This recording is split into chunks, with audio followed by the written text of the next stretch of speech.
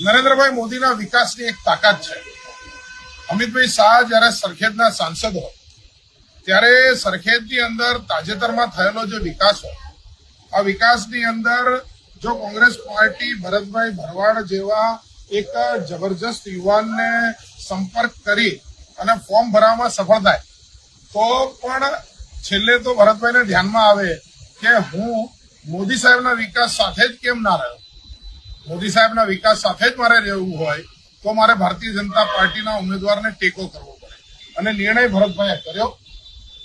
હજી ફોર્મની ચકાસણીના થોડીક જ મિનિટ બાદ થઈ અને એમને લાગ્યું કે મારે મોદી સાહેબ સાથે, મારે અમિતભાઈ શાહ સાથે રહેવું છે અને એમણે ભાજપના ઉમેદવારોને ટેકો કર્યો, પોતાની ઉમેદવારી પાછી ખેંચી.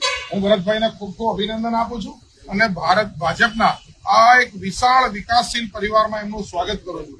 એમની શક્તિઓનો આપણે જબરજસ્ત ઉપયોગ કરશું અને જરૂરથી એમના આવવાથી એક ભરવાડ સમાજની અંદર અને સરખેજ ગામમાં એ ભારતીય જનતા પાર્ટી વધારે મજબૂત થશે એ અમારો પાક્કો ભરોસો છે.